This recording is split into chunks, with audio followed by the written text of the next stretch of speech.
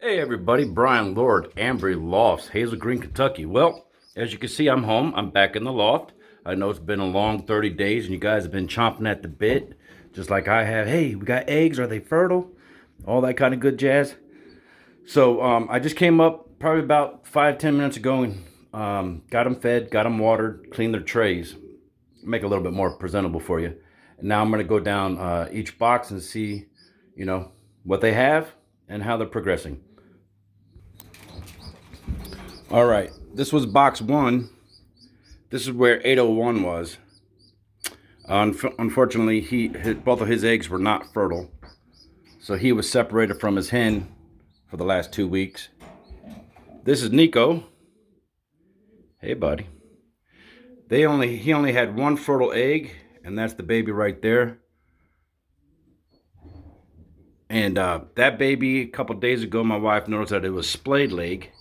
So what we did was we put a snap band on the opposite leg, took a piece of thread, and wrapped it around the snap band and then the race band and kind of pulled it in.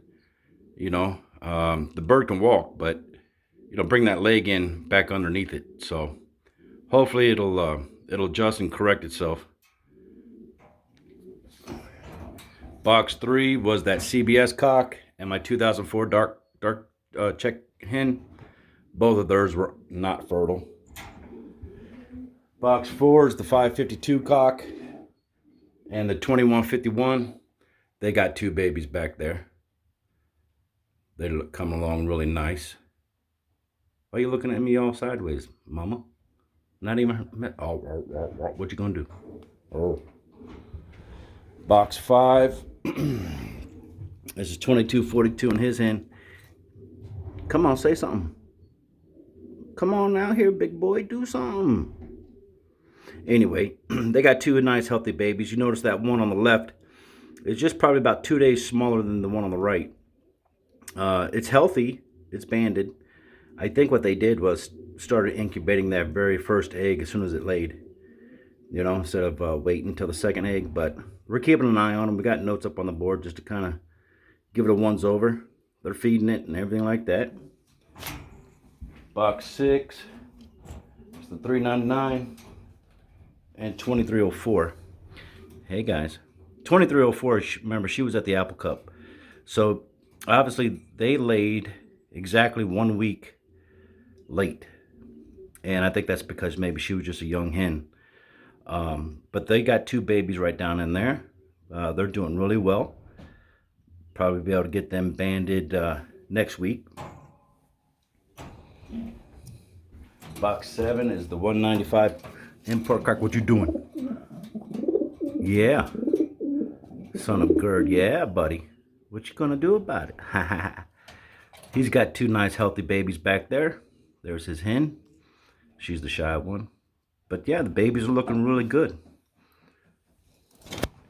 And then box eight is 2302 from an Apple Cup. And that's him right up on there. So he's got one baby. The other one wasn't fertile. But sometimes that's just the way it goes, especially when it's their first time breeding. Look at you looking all mean, homie. So anyway, yeah, the two pairs, the 801 and the CBS cock, yeah, unfortunately they weren't fertile. So we split them up. So they've been separated for about 2 weeks, two in a skosh, whatever. And I'm going to put them back together today. Based on my calculations on the hatch date of most of these birds, these pairs should be going back down on their second round in about 10 days, 12 days. I was going to split them up, just throw away the eggs, split them up, give them a break, and then repair them so that way I could get two mates, two different breedings in the same year. But I got high hopes for these youngsters. That's why they're going to be sent out to the One Love race. So I'm like, I'm just going to take the very next round for me, and I'm going to fly these at the house. So that way I have a good test pool of youngsters off of one go around on mating. So I'm going to get 801 paired back up today. I think I'm going to give him a whole section, empty section that's in the loft. Maybe he just needs a little bit more room, to do his dancing and to get excited and fertilize eggs. I don't know. I know he's an older cock though. So hell, just to get one good one out of him, or I like it for him to fertilize two, but we'll see. I know I'm going to do that. I'm going to get his son, not his son. Yeah, his son Patch. I'm going to take Patch and put him up there in his daddy's box 1. And I'm going to give Patch the hen that I tried to get 801 with. So we'll try it like that. And then I'm going to give 801 a late hatch. So she's, I don't know if she's going to be ready to breed, but he'll just have the rest of the year to try to at least produce 1 or 2 more for us. That kind of thing. The CBS cock will go back in the section here with 2004 back in his box 3, and hopefully he'll do what he needs to do. As a matter of fact, I think I might give him a section for the day. We'll see. But I'm doing some loft construction. I started it when I was home last time. Hey guys. So it's a little bit of a mess in here, but remember I had every section, walled out, with the solid walls with the doors, and then had the solid fronts, right? The solid walls on the front kind of thing. So this is section 2. Remember that's how it looked, kind of like that, and then the door, and then the next section. Well, what I'm doing is, it's been bothering me for a few years. It's been bothering me since the loft got set up here, because it's actually facing the wrong direction that I wanted it to face. And my father-in-law was doing some moving dirt up here with the scraper and all that, and trying to fill it in and flatten it out so they could deliver it. And when the guys came to deliver the loft, it had been raining and it was too muddy, and they couldn't get it turned. So they just set it, and that was fine, for safety reasons, but it really wasn't the way I wanted it. And then when I added the next section to it, I'm like, I'm just going to butt it up.